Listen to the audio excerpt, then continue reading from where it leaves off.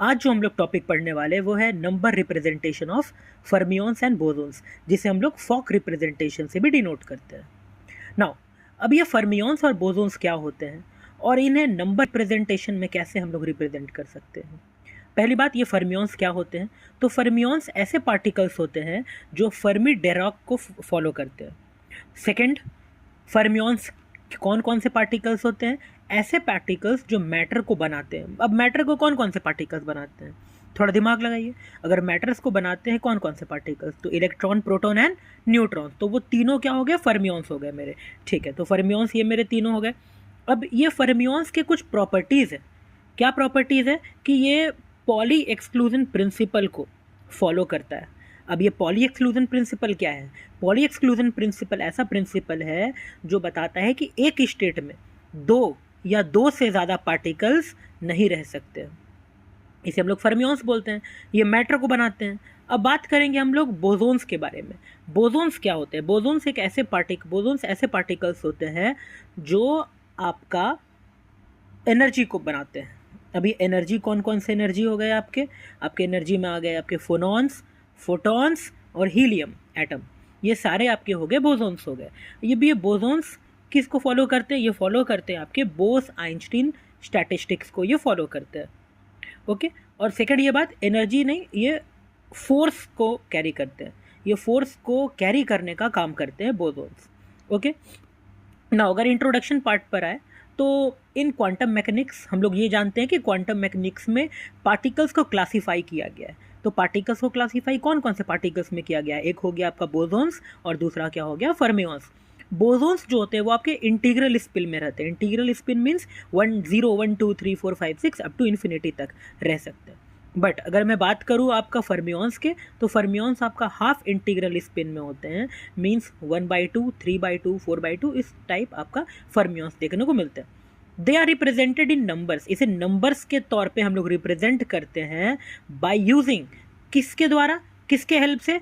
Creation and annihilation operators. Okay, तो numbers में इसको रिप्रेजेंट करने का तरीका तो है, बट वो तरीका हम लोग किसके हेल्प से यूज़ कर सकते हैं? तो वो कुछ ऑपरेटर होते हैं। दो ऑपरेटर के हेल्प से हम लोग फर्मियंस एंड बोसोन्स को रिप्रेजेंट कर सकते हैं नंबर्स में।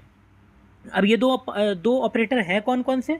दो ऑपरेटर हो गए आपके creation and annihilation operators. Creation जैसे नाम से पता चल रहा है, कुछ क्रिएट करना। एनहाइलेशन का मीन्स क्या होता है? निगलना। तो ये कुछ घटा देता है। That act on quantum states, और ये क्वांटम स्टेट्स पे होता है। एक जैसे स्टेट्स होता है उस स्टेट्स पे ये ऑपरेट करने का काम करता है। चलिए आगे हम लोग और पढ़ते हैं। A creation operators add a particle to a state. अगर कोई स्टेट है उसमें पार्टिकल्स को क्या करने का काम करता है? ऐड करने का काम करते हैं। कोई स्टेट है मेरे पास n, फॉर एग्जांपल मान लीजिए कोई स्टेट है n। अब उस n में होगा क्या? जैसे ही मैं लगाऊंगा क्रिएशन ऑपरेटर में अप्लाई करूंगा उस स्टेट में, फॉर एग्जांपल n स्टेट है, तो उसमें ये क्रिएशन ऑपरेटर करेगा क्या? वो n+1 एक स्टेट को बढ़ा देता है। चलिए, नाउ सेकंड क्या है? An annihilation operator removes a particle. जैसे ये पार्टिकल को ऐड करता है एक स्टेट में, तो उसी तरीके से एनहाइलेशन ऑपरेटर क्या करता है? पार्टिकल को घटाने का काम करता है कोई स्टेट में। तो इस तरीके से हम लोग नंबर रिप्रेजेंट करेंगे with the help of both this operators. अब जहाँ तक बात करूँ मैं बोसोन्स होते क्या है, अभी जस्ट मैंने पहले ही बताया बोसोन्स क्या होते हैं, बट अगर आप लिखना चाहते हो तो बोसोन्स के को लिख भी सकते हो। इससे होगा क्या कि नंबर ऐड अप होंगे। पता चल जाएगा टीचर्स को जो चेक करते हैं, उन्हें पता चल जाएगा कि हाँ बच्चे को पता है कि आखिर ये बोसोन्स क्या होते हैं, फर्मियंस क्या होते हैं। नाउ बोसोन्स क्या होते हैं? इंटीग्रल स्पिन पार्टिकल्स होते हैं, फोटॉन्स, फोनॉन्स, हीलियम एटम होते हैं। ये सब आपके बोसोन्स हो गए। बोसोन्स किसको ओबे करते हैं? बोस-आइंस्टीन स्टैटिस्टिक्स को ओबे करते हैं। Many bosons can occupy the same quantum state। एक ही क्वांटम स्टेट में बहुत सारे बोसोन्स ऑक्यूपाई कर सकते हैं। फॉर एग्जाम्पल, अगर ये समझ में नहीं आया तो एक सिंपल सा एग्जाम्पल है कि अगर मैं बात करता हूँ, अगर क्लास में आप इंटर करो तो होता क्या है ना कि वहाँ पर एक बेंच में कुछ टीचर बोलते हैं कि नहीं एक बच्चे बैठेंगे, एक बेंच में एक बच्चे, एक बेंच में एक बच्चे। यहाँ क्या है? रिस्ट्रिक्शन है, एक बेंच में सिर्फ एक बच्चे बैठ सकते हैं। बट कुछ बच्चे शैतान होते हैं, दोस्त भी होते हैं बहुत सारे, तो वो क्या करते हैं? एक सिंगल तो बैठेंगे नहीं, ए भाई तू भी आ जा, इधर बैठा लेते हैं, ए तू भी आ जा, तू क्या करेगा यहाँ पर, तीसरा, चौथा, पांचवा, इसे जितना बैठाने का मन करेगा वो इस बेंच में सबको बैठा सकते हैं। तो ये हुआ क्या, ये एक स्टेट में बहुत सारे आपके स्टूडेंट्स आ गए। ठीक उसी तरीके से बोसोन्स भी ऐसे पार्टिकल्स अगर होते हैं तो वो एक स्टेट में बहुत सारे पार्टिकल्स को ऑक्यूपाई करवा सकते हैं। तो बोसोन्स वो होते हैं। चलिए अब बात करें, यहाँ कोई रिस्ट्रिक्शन नहीं होता, आप जितना भी करते जाओ, 0 1 2 3 4 5 6। फर्मियोन्स में ये कुछ अलग होता है। अब बात करूंगा मैं ऑपरेटर का। ऑपरेटर्स कितने तरीके के होते हैं, अभी जैसे मैंने बताया एनहाइलेशन ऑपरेटर और क्रिएशन ऑपरेटर। एनहाइलेशन ऑपरेटर को कैसे डिनोट करते हैं हम लोग, ए कैप से। क्रिएशन ऑपरेटर को हम लोग डिनोट करते हैं ए कैप और यहाँ पर डैगर। ये डैगर क्या है, हर्मिशियन ऑपरेटर। मैं बताऊंगा आपको आने वाले टॉपिक में कि आखिर ये ऐसा क्यों लगाया जाता है, कि इसका मतलब क्या होता है, करता क्या है। तो सबसे पहले अगर मैं बात करूँ एनहाइलेशन ऑपरेटर, और ये सेकंड क्या हो गया, क्रिएशन ऑपरेटर, दोनों का ये सिंबल है। नाउ कम्यूटेशन रिलेशन आपने पढ़ा होगा नॉर्मल ऑपरेटर का। अगर नॉर्मल ऑपरेटर को, अगर दो ऑपरेटर को अगर आप कम्यूट कब कहेंगे, जब दोनों का रिलेशन क्या आ जाए, जीरो आ जाए, उसे हम लोग कम्यूटेशन रिलेशन बोलते हैं। बट बोसोनिक ऑपरेटर में क्या होता है कि जब दो ऑपरेटर को रिलेशन को देखा जाए तो हमेशा कितना आएगा, वो 1 आएगा। ये हो गया हम लोग का कम्यूटेशन रिलेशन। अब करना क्या है, क्या होता है, कैसे हम लोग अप्लाई करेंगे दोनों ऑपरेटर को एक स्टेट में। तो एक्शन यहाँ से पता चल रहा है कैसे अप्लाई होगा। फॉर एग्जांपल मेरे पास एक एन स्टेट है, इसे पढ़ते कैसे हैं, एनकेट। ये आप लोग पढ़े होंगे फॉर में, ये डिराक नोटेशन में, ब्रैकेट नोटेशन, इससे तो आपको प्रॉब्लम नहीं होने वाला है। तो एनकेट, इस स्टेट में मैंने क्या किया, अप्लाई कर दिया एनहाइलेशन ऑपरेटर। अब देखिए ये फॉर्मूला आप लोग को याद रखना पड़ेगा, बिकॉज आने वाले टॉपिक में annihilation and creation of operators जब हम लोग पढ़ेंगे तो ये सारा चीज़ हम लोग को क्लियर समझ में आ जाएगा। अभी के लिए आप लोग को ये याद रखना पड़ेगा। तो मैंने क्या किया, एक स्टेट पे ऑपरेटर यूज अप्लाई किया, कौन सा ऑपरेटर, एनहाइलेशन। अब इससे फॉर्मूला क्या बन जाएगा, √n/n-1 केट। ये हम लोग का बन गया एनाइलेशन ऑपरेटर जब एक स्टेट पर अप्लाई किया जाए। तो सब पता चल जा रहा है, माइनस में आ रहा है, -1 मीन्स कुछ घट रहा है। ये आप लोग को याद रखना पड़ेगा, आने वाले टॉपिक में हम लोग इससे करेंगे भी। अब मैंने क्या किया, अब एक्शन किया मैंने, एक स्टेट लिया एनकेट, उस पर मैंने अप्लाई कर दिया क्रिएशन ऑपरेटर। क्रिएशन ऑपरेटर तो ये क्या क्रिएट करेगा, कुछ ऐड कर देगा, तो हो क्या जाएगा, √n+1/n+1 केट। तो ये हम लोग को बस याद रखना है। बस आने वाले जो आप लोग के स्लाइड्स होंगे, उसमें आप लोग पेपर होंगे, उसमें आप लोग को ध्यान देना होगा कि ये दोनों फॉर्मूला कहाँ से आया। नंबर स्टेट, अब बोसोनिक स्टेट इज रिटन एज, अब ये जो स्टेट है इसे हम लोग कौन सा स्टेट बोलेंगे, बोसोनिक स्टेट। वेयर, अब ये n क्या है, नंबर्स ऑफ पार्टिकल्स, तो n0 1 2 3 4 जितने पार्टिकल्स रह सकते हैं। सोज that number of bosons in that state, तो इस स्टेट में कितने सारे बोसोन्स रह सकते हैं। नाउ अब हम लोग पढ़ेंगे कितने स्टेट्स, कितने पार्टिकल एक स्टेट में रह सकते हैं। और कौन से पार्टिकल्स का बात करा है मैंने, बोसोन्स। बोसोन्स कितने पार्टिकल्स एक स्टेट में रह सकते हैं वो प्रूफ करना हमें पड़ेगा। इस एग्जाम भी आप अप्लाई कर सकते हैं, इसे लिख सकते हैं। Now consider a number state, मैंने क्या किया, एक नंबर स्टेट। पता चल जाएगा ना कि n क्या है, नंबर, कितने नंबर बोसोन्स कितने संख्या में यहाँ पर आ सकते हैं। तो कौन सा स्टेट मैंने लिया, नंबर स्टेट लिया, उसे कैसे रिप्रेजेंट करेंगे, एनकेट से। स्टेप 1, स्टेप से चलना हमें। स्टेप 1 क्या करना है, सबसे पहला क्या करना है कि इस स्टेट में हमें अप्लाई करना होगा एनहाइलेशन ऑपरेटर। और मैंने पिछले ही कुछ देर पहले बताया कि अगर कोई एनहाइलेशन ऑपरेटर कोई स्टेट पर अगर आप अप्लाई करते हो तो उसका फॉर्मूला क्या बन जाएगा, √n-1 केट। ये आपने याद रखना है। नाउ नंबर ऑपरेटर, अब ये नंबर स्टेट है तो उसे आपको अप्लाई करना पड़ेगा नंबर ऑपरेटर। तो इसमें आपको नंबर ऑपरेटर तभी पता चलेगा कि कितने संख्या में बोसोन्स इस स्टेट में है।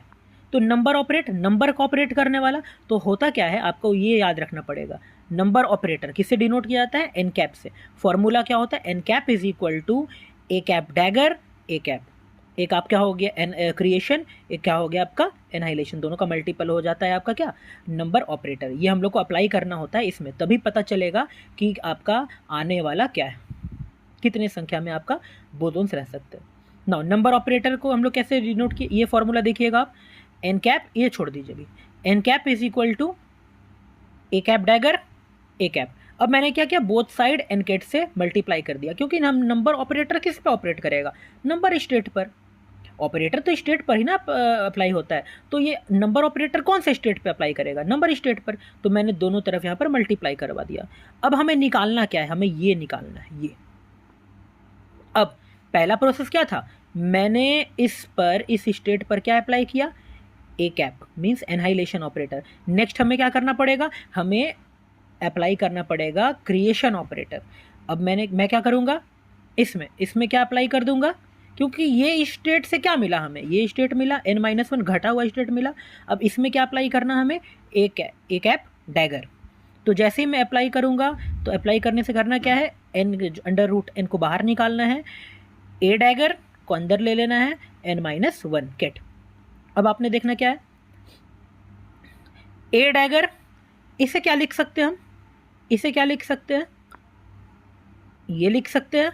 तो ये चीज़ मैंने यहाँ पर पुट कर दिया, इज इक्वल टू √n। अब आप देखिए यहाँ पर ए कैप डैगर किस पे अप्लाई कर रहे हैं, n-1 पे अप्लाई किया जा रहा है। जरा देखिए तो यहाँ पर जब ए कैप डैगर n पर अप्लाई हो रहा था, तो इस n में क्या ऐड करना पड़ रहा था, n+1।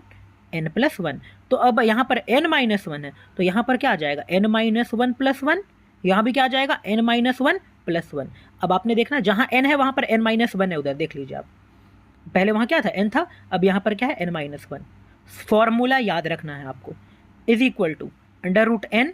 चलिए यहाँ पर फॉर्मूला लगा रहे थे, क्या था पहले, √n+1 था ना, लेकिन n के जगह पर क्या है, n-1। तो n-1+1 स्लैश, अब देखिए यहाँ पर स्लैश n+1, तो n के जगह पर क्या है, n-1, तो n-1+1। तो A cap dagger A cap n ket is equal to √n। अब आप देखिएगा n-1+1 से -1 कैंसिल आउट हो गया, √n इधर क्या बचा, -1 से +1 कैंसिल आउट हो गया, बचा n कैट। यहाँ कैट छूट चुका है, तो यहाँ पर मैं कैट, तो हो क्या गया, √n इंटू n, √n, तो √n का होल स्क्वायर से रूट कैंसिल आउट हो चुका है, बचा n कैट। ये हमें बता देगा कि कितने पार्टिकल्स एक स्टेट में रह सकते हैं, हमें अप्लाई करना आना चाहिए वेयर। अब ये क्या है, ये क्या सिंबलाइज कर रहा है, ये एनकेट क्या सिंबलाइज कर रहा है, नंबर आइगन स्टेट्स, जहां पर n क्या है, आइगन वैल्यू। आपने ये पढ़ा होगा आइगन स्टेट्स और आइगन वैल्यू। तो ये इक्वेशन क्या हेल्प करेगा हमें, equation helps to find the number of photons, phonons, excitations etcetera in n systems. n systems में कितने संख्या में फोटॉन्स, फोनॉन्स और एक्साइटेशंस हो सकते हैं। थोड़ी देर पहले मैंने क्या बताया, नंबर ऑपरेटर का मेन मकसद क्या है, तो नंबर ऑपरेटर का मेन मकसद है इज टू ऑपरेट, ये ऑपरेट का काम है, स्टेट में कितने पार्टिकल्स हैं उसको काउंट करना। याद रखना है हमें, नंबर ऑपरेटर का मेन मकसद क्या है, इस ऑपरेटर का काम है स्टेट में कितने पार्टिकल्स हैं उसको काउंट करना। समझ में आ गया, इसीलिए हमने नंबर ऑपरेटर का वहाँ यूज़ किया। जैसे हमने बोसोन्स का देखा, अब हमें देखना है फर्मियंस का।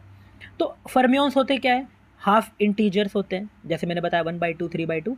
Spin particles, half integer spin particles, examples electrons, protons और न्यूट्रॉन्स। और पहली बात, फर्मियंस क्या करते हैं, ये मैटर को क्रिएट करते हैं, हमेशा याद रखना है इस बात को।